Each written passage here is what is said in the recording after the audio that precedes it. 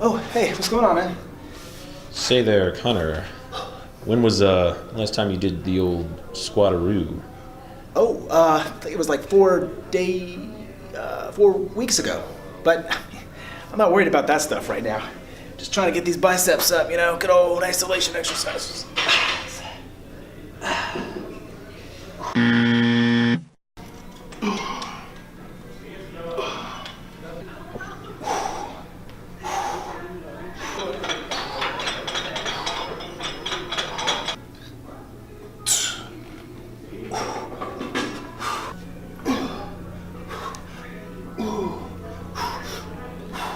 Hey, yo, Connor.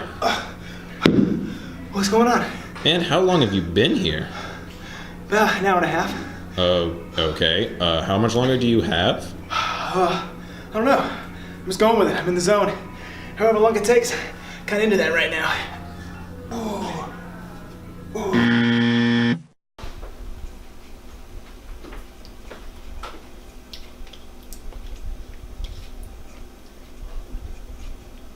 So, Connor. What's up? What have you eaten today? You're looking at it. Wasn't all that hungry today. Didn't worry about it. You just witnessed 3 examples of me breaking what I like to call the golden rules.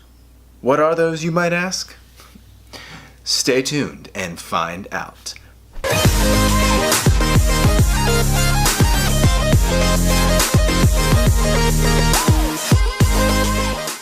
Ladies and gentlemen, welcome back to Conquer Fitness, the ectomorphic workout.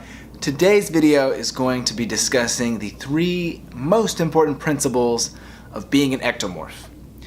As I said, I like to call them the golden rules, but they are principles. Number 1, do not forget your compound exercises. That is so important as you go through this journey of weight gain. Why? All right. Compound exercises are the root growth. Compound exercises they're called that for a reason. They work the most amount of muscles at the same time. Now, your compound exercises consist of your squats, deadlift, and bench. And then right outside that category are like pull-ups, overhead press, dips, things that are still hitting a lot of muscles, but the big 3 you must incorporate with your workouts, especially early on, because if you don't start with the fundamentals, you won't get anywhere. You can't learn to play basketball without learning to dribble. So, squatting, deadlifting, and benching. Why are these important? Squatting works everything. You work your calves, your quads, your hamstrings, your glutes, your core. Anything up to about the bottom of your chest is getting worked. During the squat, you basically send your nervous system into shock because you're working so many muscles simultaneously and forcing yourself to adapt to that situation.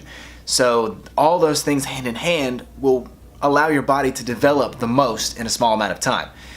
The same goes for the deadlift, which also works the calves, the quads, the hamstrings, the glutes, your lower lumbar, your traps, and your biceps, all trying to hold that weight up.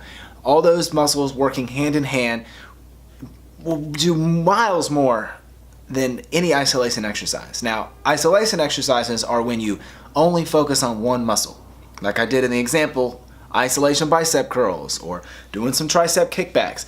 Anything that you're only working one muscle. Now, lastly is the bench press. The bench press flips your focus into the top and the push muscles of your body. So predominantly the chest, the shoulders, the triceps, and the lats, which come into play a little bit to balance you. All 3 of these exercises combined are the holy trinity of bodybuilding. So it doesn't change when it comes to us at all. Those are still critical for our development and very critical to get a handle on in the very beginning. Because if you wait until the end and you've been just doing all your little tedious muscles and you haven't actually pulled together and made all the muscles work together in harmony, things are not going to work out that great. Rule number 2, lift hard, not long. This is a mistake a lot of people make, and a lot of people fall into this habit as well. When you're at the gym, you are burning calories. We are, especially because our metabolisms are going 7 times the normal rate. So when we're in there, we're attempting to break our muscles down, like talked about previously, and start muscle growth and hypertrophy. But we're sacrificing calories that we're desperately trying to store. So you don't want to be in there a long time. That defeats the purpose. I never stay longer than an hour. I try to stay right around that 45 to 50 minute range max, because that will get the job done if you have high intensity and you are efficient and you get it done. That is all you need. Go to the gym, know your game plan ahead of time. Know what you're going to do. Don't just scratch your head. You have to know what you're going to do. When you walk in, this is what day it is, these are what exercises, this is my order of operations, this is what I'm going to do in my 45 minutes, and get out and have a protein shake. That is what is going to help you not burn calories that you're desperately trying to take in and store to help the muscles actually grow and help you gain weight.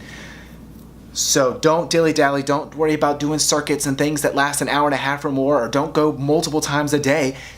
You gotta get in and get out. The point is to build muscle, not to burn valuable calories. And the last and final rule, tying into the calories, eat like your life depends on it. Eat like no tomorrow. You have to adapt your diet plan.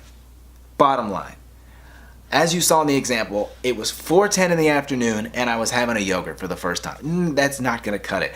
I got in the habit of waking up, giving myself enough time, even before work, to eat about 8 eggs with oatmeal every morning.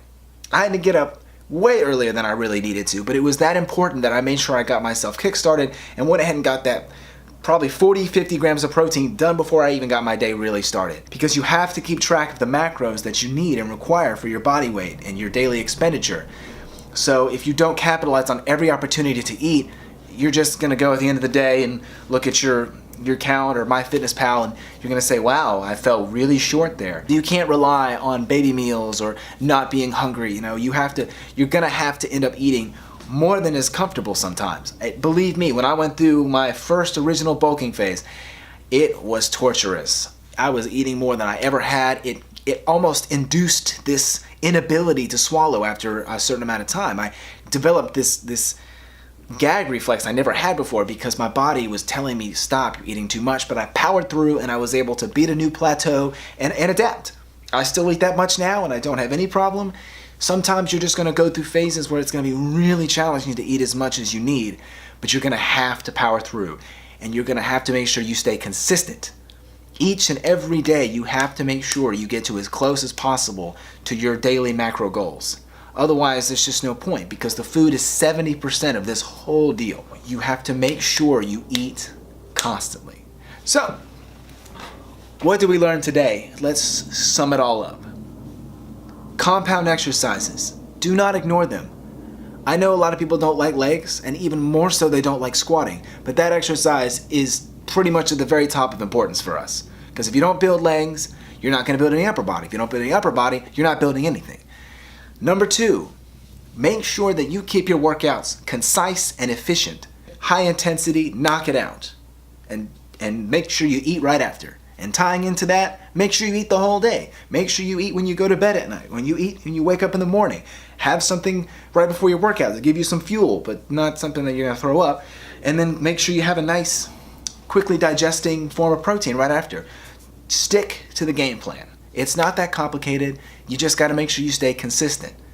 Because if you fall off somewhere, well, you're going to all of a sudden not see any results, and you're going to ask why. And I'm going to come back to this. You're not doing your compounds. You're staying too long at the gym. You're not eating enough. That is truly the holy trinity of this entire thing. They are the 3 golden rules, and if you at least hold on to something out of all this, hold on to these, and you will see results. This is something that I really wish I would have known early on in my process, but this is what I'm here for, to share it with you guys so you can know these important things early on and not have to waste time figuring them out. So if you can take anything from today, remember these going forward, because I will reference this video a lot. So I don't want you to just have learned what I said, but I want this to be drilled today. Thank you all so much for watching. I hope you enjoyed it. Don't forget to like the Facebook page, follow the Instagram, subscribe to the channel.